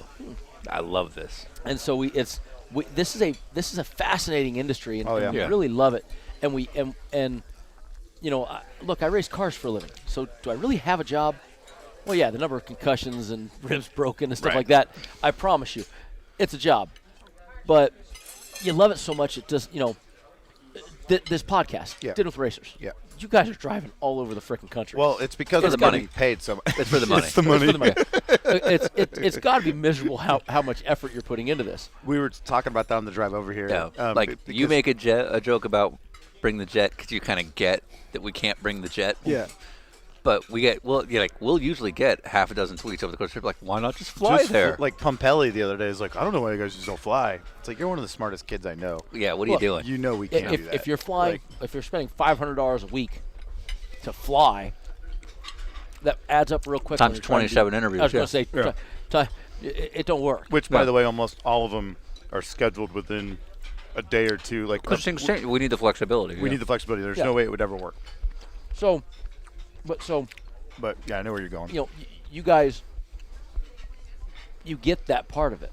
So, for me, I love what I do. I love the casino business. I've worked in the casinos. My first job in the casinos, I was in the 7th grade, and some people are going to hate me when I say this. I was in the 7th grade when the culinary union struck the Binion's Horseshoe. I don't know what that No means. clue what you're talking The about. Binion's Horseshoe is a casino in town. Okay.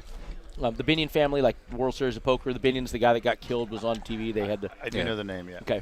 So the Binion family is very close to us. Okay. And I was in 7th grade when the culinary union struck their casino. What does that mean? The unions, like unions. Yeah. Culinary is all the dishwashers. Oh, culinary. Sorry, yeah. I didn't hear what you're saying. Okay. So the culinary union struck, and I was in 7th grade, and I looked at my dad and said, "Daddy, can I help I'll Mr. scab. Binion?" Right. And he goes, "You want to help Mr. Binion?" I said, "Yeah, I'd like to help. I love Mr. Binion. I'd love to help him." Right. So every day after school, my dad would come home from work, pick me up after school, drive me to the Horseshoe. And now, remember, we're also talking 1987 here, so a Right. different world of things. And no health card, no work card, no paycheck. Just Just went and did I wanted to help. culinary work. So they put me in the back with Mother, and Mother would have me bus, dishwash, whatever she told me to do. And I got to do that for the Binions. Now, I did it 15 total times. It wasn't like I. Right. But I loved the fact that I got to help Mr. Binion. Yeah. When I was 14 years old, I cleaned bathrooms at the Barbary Coast. I worked with Molester. That was his name. Oh, good. What?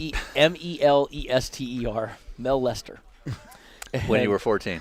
And I loved Mel, but He loved you? so wrong. You started it. Yes, I did. Didn't you His refer parents yourself started it. You're the master baiter, is that right? Yeah. Got His it. parents started that one. But right. They knew what they were doing. Was his name Chester? But Mel was, this is a man that worked in a bathroom. Yeah. He shined shoes and cleaned bathrooms. And I, for 2 months, cleaned bathrooms with him. And I was a freshman in high school. Right. I loved it. I dug that. One of the coolest things when I graduated college, or when I was in college, I'd come home for after I turned 21. I went to work for my grandfather before his mine started to go. So I got to work for Jackie Gaughan at the El Cortez. Yeah. And guys that played, they'd do this to me all the time because half the guys that were there were still there when my dad was there in the 60s. And known him my whole life. And they'd have a player come up and I'd be doing something and they go, "What do you think, Jimmy?" And he'd go, "Hands just like his daddy, too." And I'm like, "Oh, Jesus, leave me," Right. And I don't know if you ever seen my dad, Sean, but No. my father and I look very similar. Yeah. Or like I've seen pictures of my dad from high school. It's like, holy crap, that's me. No, it's not. Yeah. I have one old lady. We had dollar blackjack, and it was silver dollar, like the old silver dollar tokens from the casinos. She was dollar blackjack, white glove, had to be 85 plus. And she sat there for 5 minutes and did her $1 blackjack. About 5 minutes into it, she looked up, and she took her glasses off, and she looked at me, and she went pale. She fell backwards, almost hit her head on a slot bank. I mean, just barely missed it. Yeah. And they run around and get her. Nick is the pit boss, and Nick goes, "Margie," picks her up. "You okay, Margie?" "Why does it go?" She goes, "I'm okay, but Michael?" And I'm standing there, and I go, "No, ma'am, my name's Brendan." She goes, "Oh no, Michael, I recognize you. Where have you been?" Right. And Nick looks and goes, "Come on, Margie, let's get you some breakfast." Right. He takes her to the coffee shop and gets her fed, and gets her calmed down. And I'm sitting at the table going, "Yeah," because I know when they get back, they're gonna, it's all gonna start. Here we go. Yeah. And I get back, and on. the dice boss was named Emperor Chun, Billy Chun, and the Emperor comes over, and Nick comes over, and they all start looking, and are like, I go, don't. They go, "Dude, you look like him when he was in high school." Like, I'm telling you, and I'm like, the casino business is so much fun. Right.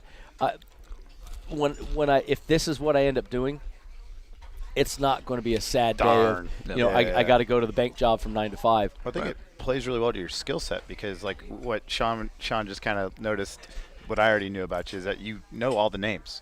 You know all the players. Like, you just named off, 7 different people. I like that everybody has a nickname. Oh, the Emperor Tune and stuff like that? Yeah, right. These are old Everybody's guys. good. I mean, these are. But I love that. Yeah. I think How we many need more of people that. work in this casino? This one? Yeah. 2,500 people. 2,500 people, and you probably know, at least half their names. Well, That's a remember, skill folks, set. Like, a lot of people. Remember I told you we give the credit to, Jose? Yeah, but the Jose hasn't been over here to tell you the story. No, to be like, but, hey, remember but most of the guys have name tags. Right. That does help a lot. Sure. But that being said, we have in this casino right here 2,500 employees. Over 1,000 of them are 10-year-plus employees. Right. So Yeah, that's such a sign of good business. This restaurant, when we moved it from the Barbary Coast to here, the Boyd Gaming Group offered every person in here a job at the restaurant they were building, offered people high jobs, big jobs. Right.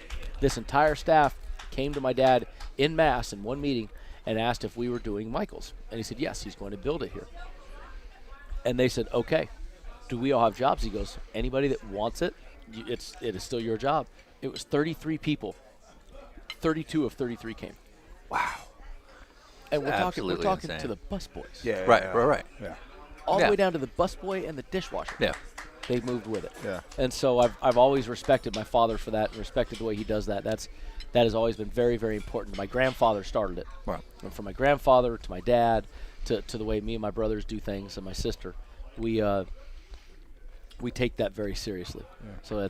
So what are the casinos that have run through the Gaughan family? My grandfather or just my dad? Everybody. Current or former? I was going to say, well, right now, going back to the El Cortez. Right now, all we have is the South Point, Okay. and then we have 2 in Mesquite. Okay. That is what we own. My brother Mike is the general manager at a competitor's place, the Marriott, the JW Marriott Resort Casino. Okay. My brother John is an independent business. It's a supplier of a product. Okay. To casinos. It's pari-mutuel wagering. My brother does. Oh, casino. So the whole family never left the casino business. Most of us are in it. Yeah. You're good at it. No, I'm all for it. I'm all in. And then, it's just interesting. But if you go, so my dad, he built the Barbary Coast in 1978. Right. Then built the Gold Coast in 87. Okay. The Casino Queen in 1993. That was in St. Louis. It's still there. It's still open. We just don't own it anymore. We sold it. The Orleans Casino 97. Yeah. Yep. The Suncoast Casino 2000. This casino was 2004. And then we sold that company and just kept this. Then we have the two in Mesquite, the Casablanca and the Virgin River. Okay. Are our two in Mesquite. Then my grandfather, I honestly, I could not name all the ones Jackie Gaughan held through the years. Sure. The main ones are the Plaza, the Las Vegas Club, the El Cortez. Right. Yeah. There's the Gold Spike, the Western, the Nevada, the Bingo, the Showboat. Actually, to tell you what my grandfather was, he actually bought a casino once just because he didn't want it to close. Okay. He bought it was called the Castaway, the Sundance. Yeah. And he bought it so that the employees wouldn't be out of work. Okay. And he had no intention of buying it. He didn't want it, but he bought it because he said that those are his customers, and those are people, people that he knows, and he does not want them jobless. I still to this day will go to a grocery store, and you're checking out, and the lady looks and goes, "Aren't you?" Yeah. And you go, "Yes, ma'am." And they go, "Your grandfather." "Oh man, my family, we were, and they still talk about what Jackie Gaughan did because of, he was definitely a special dude, and he was the king of the bums. Every bum downtown loved him, and he walked around. Title. Jackie Gaughan used to carry every number known to man, every one of his casinos, wads of numbers. Okay. And then he had wads of cash. Right. So he had all this King stuff. of the bums. And he was the king of the bums. He'd walk around with the food tickets. Okay. Like meal tickets. Yeah. Free meals. And he used to walk to all his places downtown, and he'd take the back alleys and bums see him and hey Jackie, and he'd hand out meal tickets, and he always Jackie Gaughan was that way. Yeah. Well, there's a famous story, and don't know if it's urban legend or truth, but the urban legend is he was walking between two of his alleys, and he got mugged, and a guy pulled a knife on him and was mugging him, and he was reaching in his pocket to hand him the money, and a bunch of bums came out of the shadows and said, "You ain't going to mug our Jackie Gaughan." Right. And they proceeded to beat the out of the mugger. And Jackie Gaughan says, "Thanks, fellas," and handing out food tickets as he was walking by him as they were doing it. So no clue if that's a true one or not, but it's part of the legend of Harry Reid. Harry Reid. So, this cappuccino is the best thing I've ever had in my so, life. So one thing I had to learn, this is the bad thing about being a spoiled brat. I mean, I know I'm a spoiled brat. Just let's start with that. So you come here since you're a kid, and you get this really cool cappuccino. Right. Okay. So you're like, ooh, cappuccinos are good. Right. Then you go, like, someplace else in the world, and you decide you're going to order a cappuccino. Right. It's That's not what this is. Guess what? This ain't a cappuccino. Yeah. Well, let's say that had to be a wake-up call going from, like, kind of a nice life out in Vegas to, all right, now we're going to Rockingham. No, the real rude awakening was going from a nice life in Vegas to a 7-foot-tall black man that my name was motherfucker. That was, and before I got there, he was always so sweet to me. That was the rude awakening. Was that Georgetown? Yes. Okay, well, so with this story, how do we not? We're 2 hours in. We haven't even gotten to your Georgetown days. So for our average listener, that probably most of our listeners are probably road racing based and would not know. Whoa! And when we're trying I'm a Rolex 24 winner. Thank you. Bro. They know me, bro. You're an LMPC guy. I would. Yeah. Hey, Yeah. I got a podium. You actually knew the sponsor name of the series. Yeah. You literally was like, the WeatherTech series. Which, like, Ricky we forget Stenhouse half is the like, time. who? Yeah. What are you Is talking that about? the? So, if you don't know, Brendan Gaughan, you were a 39 out of 40 time NCAA Division AA kicker for the football team for the Hoyas. Okay, let's Georgetown. Before we start spouting off things that really aren't that cool. It's not No, your the show. kicker's always cool. It's you're on the show, but it's not your show. You're a. Okay. You were also a. He says this to me daily. Yeah, Understood. Georgetown Hoyas basketball player. Yes. You started 25 games, or you No, got no, to no. play in 25 No, games. I did not start 25. But you got to play 25 games. That's a little better. Okay, all right. Allen Iverson gave you a shout out Yes, in he did. his like commencement speech for the Hall of Hall of Fame Fame. or something. Yep, Yeah. yep. You were basically your job on the basketball team was with Iverson. Make it as hard as possible on him, Him because and when he's- anybody else I was told. How tall are you? Listed 5'11" in the program. Thank you. Okay. How did you stack up against the other guys? Well, Iverson's not super tall. Allen actually is only 5'11". Right. Oh, Yeah. okay. Fair He's enough. listed at 6'1", but But he's I was 5'11". listed at 5'11". Okay. That was in my 2-inch pumps in the morning. Part of your job on the team was to kind of just like my job was just to to guard badger them these guys and just make I it. guarded Allen every day for 2 years. Right. That was my job. And then he obviously went on to be Allen amazing. Iverson. Yeah, exactly. I take full credit for that. Unless he sits in the empty chair, Sean. Yeah, no, you're good. This is your podcast. Well, you should. This is your podcast. This is my podcast. It's He's never going to hear this. I can call him and tell him. I'll call him and tell him I was talking smack about him. This very famous Pro-Am Sports Car Racing podcast. He was being interviewed by Slam Magazine a long time ago. We're talking one of his 3rd years in the league or 5th years in the league or something. And it was when I was winning championships in the Winston West and was now winning races in trucks. Okay. So they were playing the Pacers, and a guy from Slam Magazine called me to interview me about him. Now, here's the problem. I don't trust reporters because of the Georgetown days. Yeah. So I knew he was trying to get something bad on Allen. Yeah. And I wasn't going to give it to him. So the guy says something, and I go, he said, well, I heard you. And I said, listen, the Pacers called me and said they'd offer me a 10-day contract for the playoffs because they heard I'm the only guy in the country that can shut Allen down. But I told him no because Allen's my friend. And I was talking smack. The guy's laughing. Yeah. And I said, and he said something. I said, yeah. I said, but I'll tell you what. I said, unless he tells you that I can't shut him down. You ask him when you interview him. Right. He goes, I will. And I said, I laughed, and he goes, I said, but do this. After you ask him that question, follow it up with a question for me. So what's that? I said, ask him right now if he wants to play a pickup game that I'm the guy guarding him. Okay. And see if he wants to play that pickup game. And so the guy asked Allen the question about Brendan Gaughan shutting me down. That fool, blah, blah, blah. And then he goes, okay, well, Brendan said he'd like to offer you a pickup game right now. And no. So my job was to inflict as much pain as I could. Right. You do a lot of diving, like underwater scuba diving and things like that. Where did that start? Like, just. When I was real little, I remember my dad had a boat back in the early 80s. And I remember he took me as a kid on just like an octo line, like 10, 15, 20 feet deep in Mexico. And I remember doing it, but barely. Not like I was like 7, 8, 9 years old or something. I just barely remember.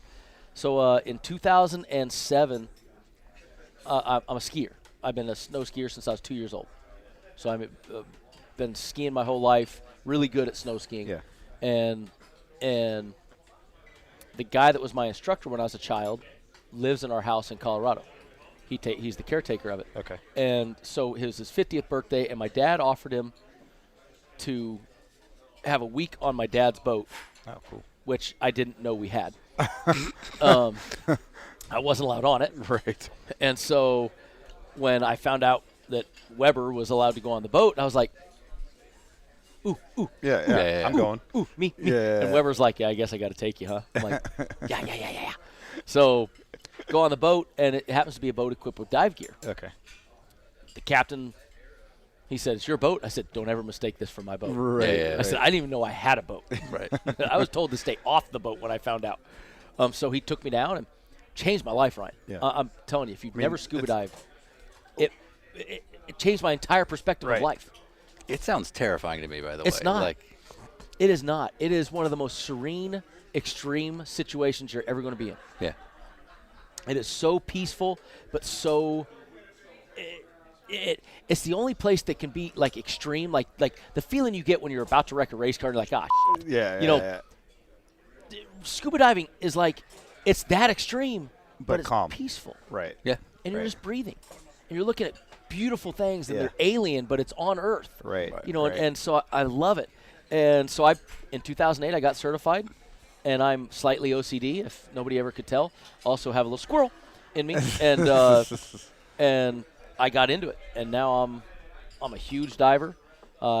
Just did a dive recently that got on NBC and some stuff. And, cool. And went down to 225 feet. Right. Oh, wow. My deepest right now is 231, and I love what I do. Have you ever posted the phrase "your best vacation is my everyday life"? Have you ever posted anything that says that?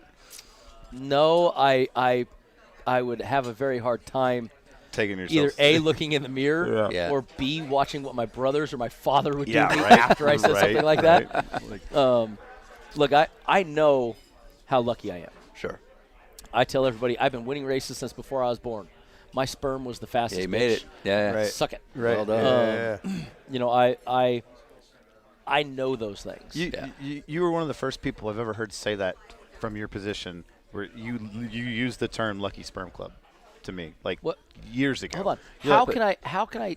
By the way, because I don't know that a lot of people outside of racing hear that term. Oh, fair enough. Lucky sperm club is a very it's common. meant derogatory It is to many people. but it's also a very common term in racing for the wealthy kids that come in. They were part of Lucky Sperm. They didn't make their money. No, but you just flat out said that to me. Like one of the first times we ever talked, you're like, "Hey, I'm just lucky I get to do this. I was the Lucky Sperm Club, and here we are racing cars." And I was like he knows about it. He knows. Who told you? Who told you? Do they know we say that? The thing I've learned, and John Thompson is who instilled this in me. He goes, I have a lot of advantages, and I've had a lot of opportunities. Right. It's what you do with them. You and I, and Sean, we all three know individuals that have very similar situations. Sure. The reason that my family's been successful is on the backs of other people. Yeah. Right. Is my dad at the host stand greeting every guest, or is Jose? Jose. Yeah. Is my dad right here pouring the Chambord over the flaming Chambord over our berries? What's going on? No. Right. But it takes. But you need that. And if you treat them like shit, yeah. If you treat people poorly, if you treat them like they are nothing, what you just said, how long are they going to stay here? Yeah. So I've been able to see that from two very special men, my father and my grandfather. Right. And when people want to look at you and say, gracias. That's awesome. Thank you. Say, oh, daddy's money, oh, this and that. Right. My one answer is, never saw a $100 bill touch a steering wheel. Yep. I like that. No $100 bill ever drove a race car. Right. The $100 bill got you the steering wheel. Right. Yeah. But it didn't drive it. Yeah, it didn't get the result. Well, how often have you and I talked about this, Ryan, where it's like, I would love to be the racing driver with money. Yeah. Then you've just means I have more options. Yeah. Guess what? Yeah. Right. It's awesome. Yeah. Love it. I'm sorry. I fucking love you. Yeah. And also, I want you to take a look at this. I'm on a sporty car. Yeah. Don't say that. Podcast. Sports cars. So, hey, whoa. all these kids. We've had more NASCAR drivers this year than we had road racers. That's actually true. You stood me up last year. I got to tell you, I was hurt last year. We didn't come to Vegas last year, dickhead. Like, I can't come to you. I got a jet, bitch.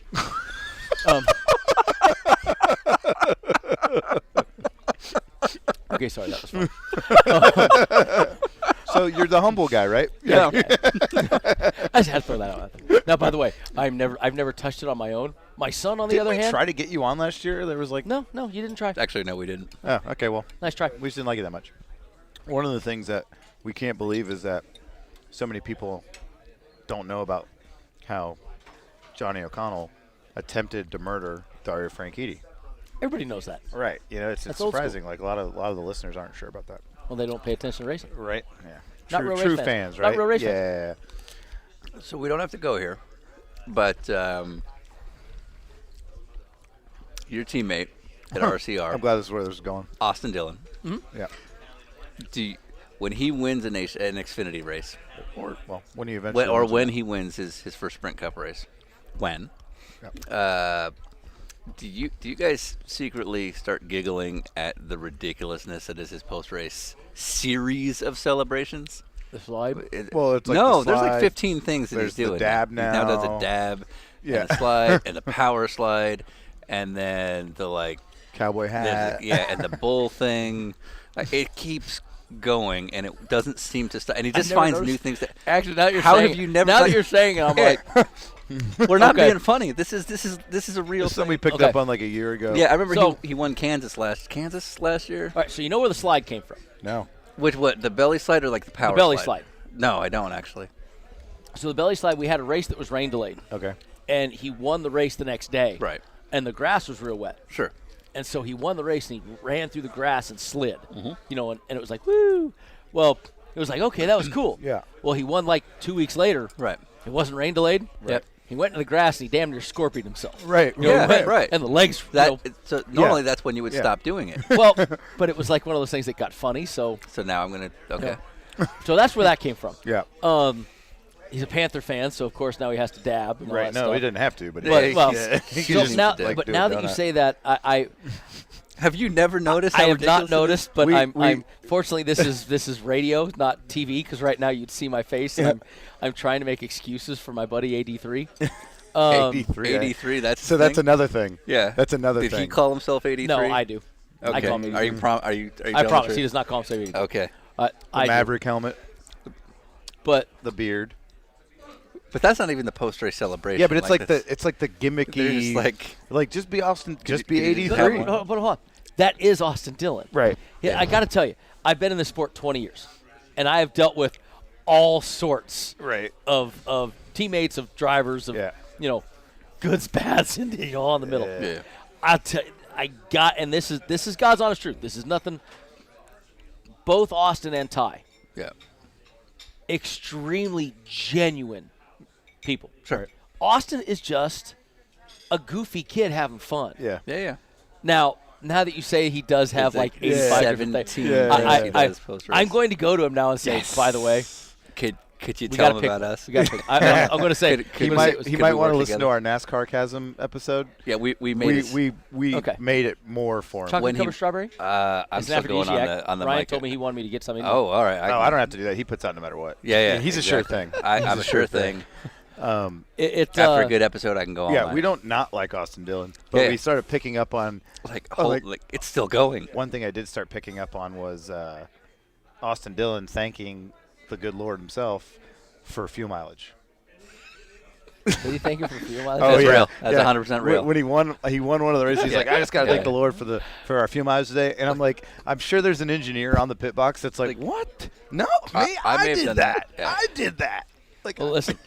I'm in the race seat. I say I do it. I'm just letting you know. Right. I'm sure they love that. Like Scott Dixon in IndyCar is notorious for, quote, making fuel because he's so good at saving fuel. And I'm like, there's got to be an engineer somewhere like sitting in the fucking throwing trailer out numbers to him like, going, God damn it, I made fuel. Like they're on the rolling dyno, like changing like fueled maps. But see that goes to my point. Austin is just a fun kid that's having a good time. He's good at what he does. Yeah, he's a good driver. And he doesn't have like a shtick yet. He doesn't get it. Wait. Yeah. But you say he doesn't have a stick? He doesn't. The whole point of his conversation. No, he doesn't have a shtick. He is so unsticky. He has too many. He has 1,800 He needs to pick his shtick. Okay. What you're saying is that be Austin Dillon. But that is Austin Dillon is the thing. He is that goofy and that oddball off like the wall. The and cowboy hat. The kid can drive. It's good now enough. the cowboy hat's legit. Hold on. The cowboy hat is legit. Get out of here. It's listen. I saw a cowboy hat when we were in like middle of nowhere, Arizona, driving out here the other day because the dude like had to go to work on a cow, like needed the sunblock on his face. He didn't have manicured eyebrows. He didn't have manicured eyebrows or like a perfect beard. You do see what's going on here right now. Right, yeah, PBR's in town, so there's like. I grew up wearing cowboy hats. Yeah. Like you shouldn't. I did. You shouldn't have. I grew up. You look good in everything. That's not the point. I grew up with work boots and a cowboy hat. I worked on the ranch. You just said you were like a card dealer. I did that. You got to pick one. Yeah. You have too many sticks. You can't. I did it. I have too many sticks. I see what's going on here. All right. Okay, so it's like RCR. It's like an internal thing. There's like a meeting between. Like Ty Dillon. Ty Dillon doesn't have a thing. I grew up working at the ranch until I got myself fired intentionally to work on the race cars. Like Ty Dillon every now and then wears a cowboy hat, I think, because Austin does, and he's like, I got to do that too. But like, what I like about Ty Dillon is that he doesn't really have a thing. Yeah, he wears like a Braves hat. A good driver. He likes the Carolina Panthers, and he's just a really good race car Can you driver. please have Austin's people call our people? Because when he wins his first Sprint Cup race, we want to be behind the scenes of making. We want to be able to of choreograph. Getting a stick and one stick. We want to choreograph the celebration. We got a script. We already have a whole thing going on. Yeah. We should probably sign off too. But actually, I thought about this when I was in the restroom. Random. Yep, my best thinking. Go on. We're back live. Yeah. Random, just casino question that I've like never actually gotten a clear answer on. Okay. Like a lot.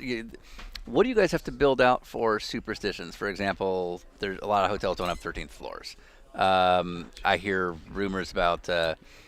Like in Chinese culture, the number 44 is really bad luck, and so you have to 4 is bad luck. So a lot of people avoid 4s in their labeling of things. Is there any like random stuff you try to accommodate? So we love superstitions. Okay. Because they're exactly that. Yeah, right. So we love superstitions. Right. I love it when you bring your lucky rabbit's foot and your lucky underwear and go to town. That being said. We have 13th floor. We don't do all that stuff. But one thing we do. You said do. Oh, that's cute. Our main host, who has been with us for 30 years. Yeah. Her name is Michelle Sue, Tiger Sue. Okay. And Tiger is a great lady. Right. But she is Asian. Sue was that Sue HSIU? Just SU. SU. Michelle okay. Sue. I think it's Chinese. And she is extreme. No, she's Chinese. Yeah, she's very, very Chinese though. Like Michelle is. She is. Sean's a connoisseur. Trust me, I know my Asians. So, in every casino we've ever had, we have had a Buddha in every casino. Okay. That overlooks the casino floor. Okay. And there is one in this casino. It is Nintendo. He is the god of war. And so Nintendo is in this building, and he is overlooking our pit for us. Okay. Well, at the Orleans casino, the Orleans, when it opened in 97, did very poorly when it opened. It was about 6-8 months. It almost went bankrupt. It was bankrupting us. It was not doing well. Right. Well, Michelle had her Buddha up there, and it was behind the bar called the Alligator Bar. It was on a shelf, and it had the alcohol in front of it it's supposed to have, and it faces the right direction, and she's on Asian. it. She knows it's she's from China Asian. She's not right. And so one day, and Michelle has a suite in the hotel that she can stay in. Okay. Because she is here so much. Right. And her players are that big that She just 24/7. So Michelle, one day she comes downstairs. Now, this is an employee of a casino. Okay. Comes downstairs. One of the bartenders had moved her Buddha, had it facing the wrong direction, cleaned the alcohol off the shelf, all this stuff. She goes Okay.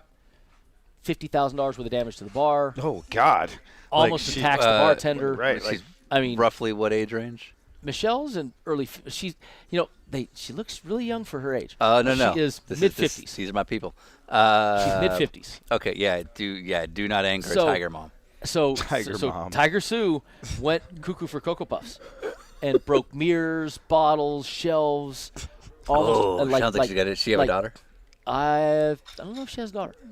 Attacked the pit boss. the bartender that did it. Like, right. Oh yeah. We had to pull, knife wielding. Like she attacked him. Wow. And sure she's not Vietnamese? So nope, she's Chinese. So she gets done, and everybody goes, "Oh, Michelle's going to get fired." Right. And the next day, the bartender got 2 weeks paid vacation, and we didn't fire him care of the knife wounds. We didn't fire him because we were a little worried he might sue because she got attacked. Yeah. And we fixed the bar, and nothing happened to we apologized to Michelle for it happening. Right. Like we're very sorry. And so it is that serious to her, and so all of our places do have a Buddha, but that's the only superstition. But you have a 13th floor. Well, I can't say that. My father is superstitious about one thing, and it worked great as a kid. He won't carry a $10 bill. Huh. On a poker table, there's no $10 chip, and there's no way to cut it correctly. Right. When you talk about poker, there's certain things in poker. Right. You can't. So he, he got one in his pocket, $10 bill.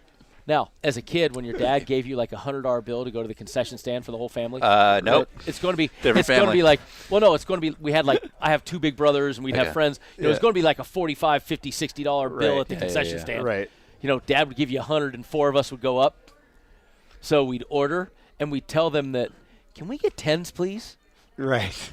And you go, Dad, all they had was 10s. And he's like, nope. And he'd go, 10 for you, 10 for you. He'd hand the 10s out to all of us because he won't carry. So carry it was a strategy move. So Nice. it was a strategic move. I like it. To I get like the 10s. it. So my father is superstitious about 10s. The famous story of the MGM, when it first opened, I don't know if you remember, it had the big lion, I remember cartoon-looking lion on the end, and its paws, and you went through the mouth of the lion. Yeah. Well, in Asian culture, that is extremely bad. You go through the mouth of the dragon, and it's part of the entryway to one of their hells. Yeah. And so the MGM struggled to get Asian play at the start because they would not walk through that entrance. That big, And they took it down. If you look down, Jeez. they tore it out and put the statue of a lion right there. Yeah. But so a lot of places do. There's lots of, especially if you have big Asian pits, you will definitely try to cater. That's what they used to call my old apartment. But like for us, Pai Gow and Baccarat and stuff like that are a large majority of Asian players. Yeah. Our Gold Coast casino was a very Asian property. We had a restaurant that was real Asian food, Chinese food, not Chinese food for Americans. Yeah. It was real Chinese food at Ping Pong restaurant. Yeah. And so it was we definitely catered to that at many places. But my dad, we do 13th floors. You never cut down on that. Yeah, we nonsense. don't have all that crap. Right. All right. I'd say that was a full dinner. Yeah. So, are you sure we can't cover this? All right. I didn't pay. All right, fair enough. Thank you, Michael Gaughan. Thank you, Michael Gaughan. Normally, I would say Continental's got the check. But in this case, Continental got us here. Thanks, Michaels. Thanks, Michael Gaughan.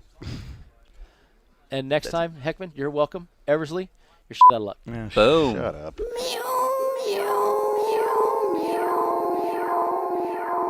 I'm finished. Wow, that was such a great episode. That guest really knew how to tell a story. Well, good, Ryan. I'm glad you liked Brendan Gaughan. You're welcome, Sean. I'm right here. Again, thanks again to Brendan Gaughan for sort of opening up his doors to us. We've been lucky enough to eat at a few nice restaurants over the last 2 years, but Michael's was just sort of a whole nother level. All right, we're going to close out of here with a fan submission from another one of the artists who wrote into us, Kari Holmes. You've heard her on a couple of episodes if you've been listening through, Kariholmes. She's available on iTunes. And this is a song of hers called Last First Kiss. I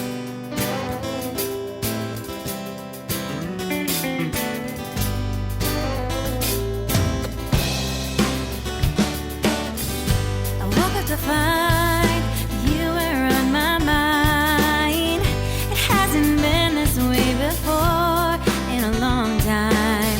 When I got a hold of you, I didn't really think it through. It must have been something more. Could this be more than a memory? And maybe we're something to believe in. We only want to do this one last time. Our last first kiss, our last first everything.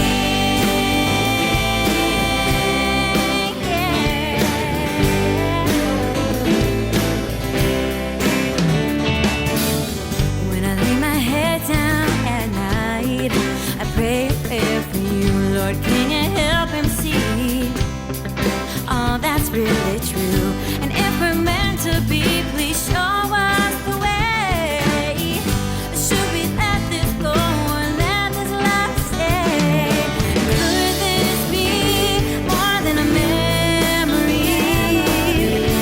Maybe we're something to believe in. We only want to do this one last time. Our last first kiss, our last first everything.